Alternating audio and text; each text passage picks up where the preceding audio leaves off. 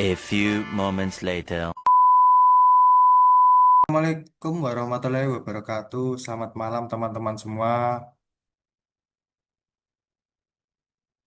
Salam, Om Swastiastu, Namo Buddhaya, salam kebajikan, salam sejahtera untuk kita semua teman-teman. Selamat datang di podcast ASN Inspiratif. Pada kesempatan kali ini kita akan membahas tentang penerapan nilai berakhlak ASN sebagai pedoman dalam membangun budaya kerja profesional, berintegritas, dan melayani masyarakat dengan baik. Ada pepatah berkata, tak kenal maka tak sayang. Monggo teman-teman semua, silakan perkenalan diri satu persatu. Dimulai dari nomor urut yang pertama, mungkin saya pribadi. Izin perkenalan diri, nama saya Bagas Agung Wicaksono. Saya Latsar CPNS Angkatan 30, kelompok 2, nomor daftar hadir 16. Monggo dilanjut. Izin memperkenalkan diri, nama saya Intan Yarti, saya peserta Latsar CPNS 2026, nomor absen 17 dari Angkatan 30, kelompok 2. Terima kasih.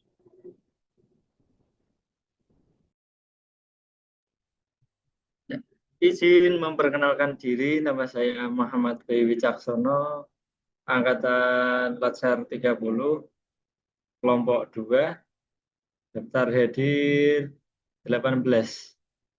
Terima kasih. Izin memperkenalkan diri, nama Rizka Putri Nugroho, Latsar Angkatan 30, kelompok 2, nomor daftar hadir 19. Izin memperkenalkan diri, nama saya Rahmat Nurul Barokah, Angkatan 30, nomor hadir 20. Oke teman-teman semua, bersama saya ini telah hadir 4 narasumber atau mungkin bisa dibilang teman-teman saya ini sebagai kita malam ini kita berbagi pandangan tentang apa itu berakhlak. Moga teman-teman kalau ada yang tahu apa itu berakhlak, silakan dijawab teman-teman.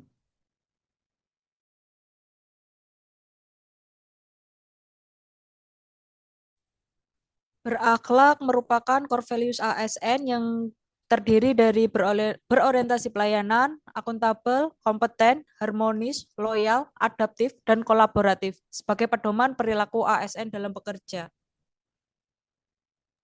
Oh iya benar sekali jawaban dari Mbak Rizka. Berakhlak itu kan ada beberapa jenis ya. Tolong teman sebutkan ada berapa sih berakhlak itu jumlahnya dan apa aja itu namanya. Monggo dijelaskan.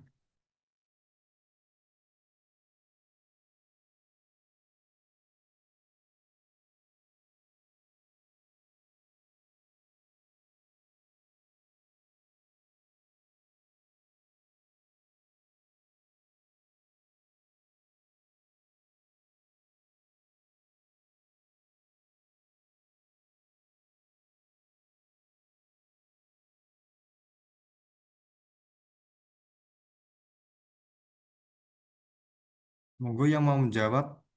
Ini waktunya sudah mulai terlampau jalan ini.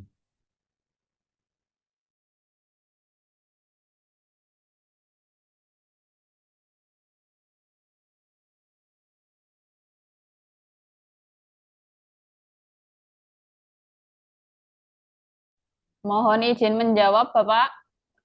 Untuk berakhlak itu ada 7. Yang pertama, berorientasi pelayanan. Berorientasi pelayanan itu adalah selalu memberikan pelayanan terbaik kepada masyarakat dengan ramah, cepat, dan profesional. Untuk yang kedua itu adalah akuntabel, Bapak, bertanggung jawab terhadap tugas, keputusan, dan hasil kerja yang dilakukan. Untuk yang ketiga yaitu kompeten. Kompeten adalah terus belajar dan meningkatkan kemampuan agar bekerja secara profesional. Untuk yang keempat yaitu harmonis. Harmonis yaitu saling menghargai, menghormati perbedaan, dan menjaga hubungan baik di lingkungan kerja. Untuk yang kelima yaitu loyal. Loyal adalah setia kepada Pancasila, UUD 45, NKRI, pemerintah yang sah, dan menjaga nama baik instansi. Untuk yang keenam adalah adaptif, Bapak, yaitu mampu menyesuaikan diri terhadap perubahan dan perkembangan zaman. Untuk yang ketujuh yaitu kolaboratif, membangun kerjasama yang baik untuk mencapai tujuan bersama. Terima kasih, Bapak. Oke, terima kasih jawaban dari Mbak Intan. Mungkin itu sekedar penjelasan tentang berakhlak ya teman-teman kita semua. Lah, kita kan sebagai calon aparatur sipil negara, harusnya kita harus mengetahui mengapa nilai berakhlak itu penting diterapkan oleh ASN. Apa itu sebabnya? Izin menjawab, Bapak. Karena nilai tersebut menjadi dasar dalam menciptakan ASN yang profesional, berintegritas, disiplin, dan mampu memberikan pelayanan terbaik kepada masyarakat, Bapak. Oh iya benar banget jawaban dari Mbak Intan nih. Mungkin nih, Mbak Intan nih cocok banget nih jadi aparatur sipil negara. Mungkin jawab pertanyaan selanjutnya, apa contoh penerapan berorientasi pelayanan di lingkungan kerja? Mungkin di lingkungan kerja teman-teman semua kan harusnya langsung terjun, langsung meninjau gimana sistem apa berorientasi pelayanannya berjalan dengan lancar atau tidak di lingkungan kerja teman-teman kalian, teman-teman semua ini. Boleh dijelaskan oleh salah satu narasumber? Monggo.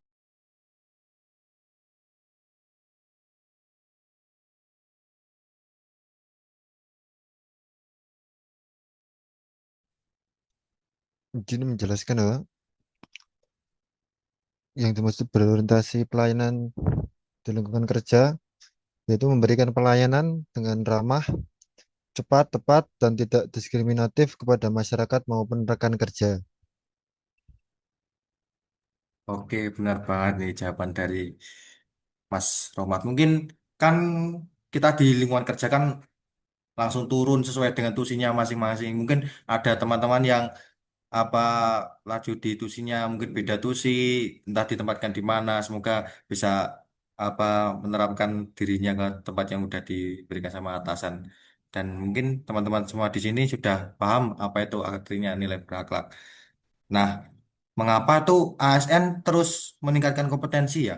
Mungkin orang-orang pada belum tahu kerja ASN itu seperti apa. Mungkin teman-teman bisa jelaskan mengapa ASN terus terus meningkatkan kompetensi. Sebabnya tuh kenapa? Mohon izin Bapak, izin menjelaskan kenapa ASN harus meningkatkan kompetensi agar mampu memberikan pelayanan yang terbaik, profesional, cepat, dan berkualitas kepada masyarakat. Selain itu, peningkatan kompetensi juga penting untuk menyesuaikan diri dengan perkembangan teknologi, aturan, serta tantangan kerja yang terus-terus berubah. Terima kasih, Bapak. Oke, benar banget ini jawaban dari Mas Rohmat. Mungkin Mas Rohmat ini udah menerapkan nilai-nilai berakhlak di lingkungan kerja ya, Mas. Barangkali kan tadi saya tahu dari penjelasan dari Mbak Intan. Nilai berakhlak kan ada 7, mungkin dari salah satu itu ada yang memiliki sifat kejujuran. Kan kita sebagai ASN harus memiliki sifat kejujuran atau integritas yang harus kita jaga atau kita rawat sejak dini. Nah, bagaimana ya cara ASN itu menerapkan nilai akuntabel dalam lingkup kerja? Kan banyak tuh yang kadang melenceng atau gimana itu mungkin bisa dijelaskan. Ya, untuk penerapan nilai akuntabel, ASN dapat melaksanakan, contohnya mungkin ASN melaksanakan tugas secara jujur, disiplin, bertanggung jawab, dan transparan sesuai aturan yang berlaku. Lalu sikap akuntabel juga ditunjukkan dengan tidak menyalahgunakan wewenang, mampu mempertanggungjawabkan setiap keputusan dan pekerjaan, serta bekerja secara profesional demi kepentingan masyarakat. Contoh penerapannya di lingkungan kerja rutan, contohnya petugas menjalankan tugas penjagaan sesuai SOP, membuat laporan kerja dengan benar, tidak menerima gratifikasi dari warga binaan, dan juga menjaga kepercayaan dan integritas dalam bekerja. Begitu. Oke, benar banget nih jawaban dari Mas Bayu. Mungkin kalau kita mau menerapkan nilai akuntabel tersebut, harusnya kan kita harus memiliki jalinan apa pertemanan atau siklus di lingkup kerja itu yang nyaman, yang bikin kita kondusif waktu kita dinas atau gimana. Nah, barangkali teman-teman bisa menjelaskan, kan di dalam lingkup kerja tuh kita harus kompak. Nah, makanya di 7 nilai berakhlak tadi ada yang namanya harmonis. Apa itu ya manfaat dari lingkungan yang harmonis? Monggo teman-teman yang bisa menjawab, harmonis itu manfaatnya apa ya? Izin menjawab Bapak, lingkungan kerja yang harmonis itu bisa menjadikan lingkungan kita menjadi nyaman, komunikasi lebih baik, dan kerja sama tim dapat lebih efektif. Terus contohnya kalau di rutan sendiri, kita juga bisa menjaga hubungan baik antar pegawai, bersikap humanis kepada warga binaan, serta menghindari konflik dan perpecahan di lingkungan rutan sendiri, agar tercipta suasana yang aman dan nyaman. Begitu. Oke, terima kasih. Mungkin ada yang mau menambahkan atau gimana? Wah, saya rasa cukup ya. eh Mungkin ini kan kita kan kerjanya di lingkungan rutan atau lingkungan yang mungkin kebanyakan orang yang salah jalan atau gimana. Banyak dari orang yang di dalam itu yang mungkin karena salah mengambil keputusan dalam mengambil tindakan yang akhirnya endingnya tuh dia masuk dalam sini. Nah, di dalam siklus kerja kita kan harusnya ada sifat kolaborasi. Nah, kolaborasi antar pegawai, antar eh, orang-orang yang pengen kita jumpai di luar sana, kita harus ada sifat kolaborasi atau kolaboratif. Saya masih heran, mengapa ya kolaboratif itu penting bagi pekerjaan ASN? Kan orang-orang di luar sana cuma bilangnya, oh ASN kerjanya gini, gini. Mungkin teman-teman bisa dijelaskan, itu kolaborasi atau kolaboratif itu gunanya untuk apa?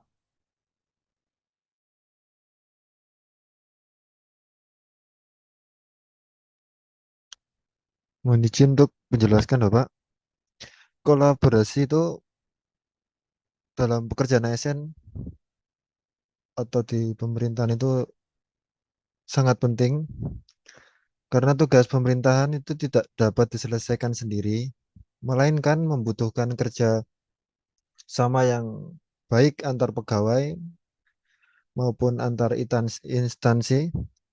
Dengan kolaborasi yang baik, pekerjaan yang lebih cepat, efektif, dan tujuan organisasi dapat tercapai secara optimal gitu, Bapak.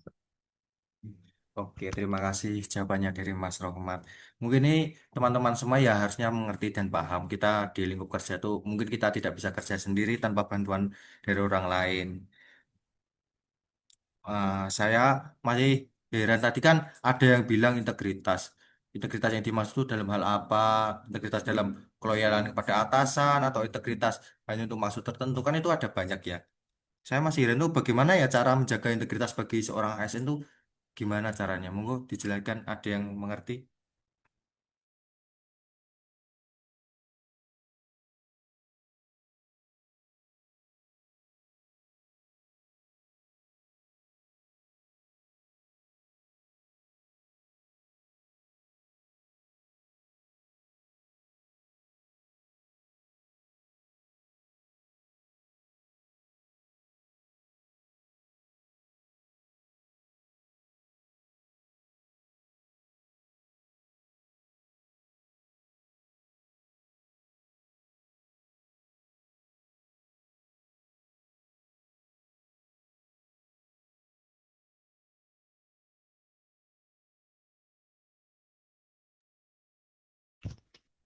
Mohon izin Bapak, izin menjelaskan sedikit tentang integritas ASN.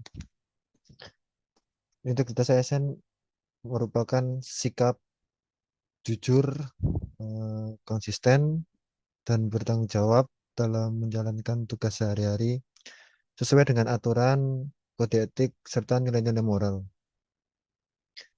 Integritas menjadi dasar penting agar ASN dapat dipercaya oleh masyarakat dan mampu bekerja sama secara profesional. Terima kasih, Bapak. Oke, terima kasih jawaban dari Mas Rohmat. Itu mungkin sebagian jawaban yang mungkin kita masih belum paham apa itu integritas untuk menghindari penyalahgunaan. Itu harusnya kita harus mengerti ya sebagai calon aparatur sipil negara nanti. Nah, dan akhirnya kita nanti akan diangkat menjadi seorang PNS dan kita harus selalu menjunjung yang namanya sikap integritas dalam diri kita pribadi. Nah, di dalam UPT kita kan banyak itu pegawai mungkin dari staf sana, dari regu jaga, banyak itu dari pegawai-pegawai mungkin ya pegawai-pegawai tersebut jarang ketemu atau gimana. Nah, gimana ya cara menjaga hubungan baik itu antar pegawai? Mungkin teman-teman ada yang tahu bisa dijelaskan salah satu.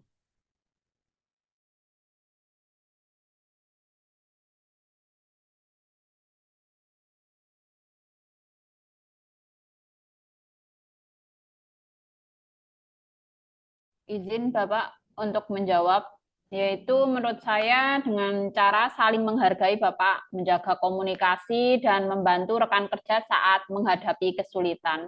Seperti itu Bapak. Terima kasih. Itu jawaban sebagian dari benar ya, Pak.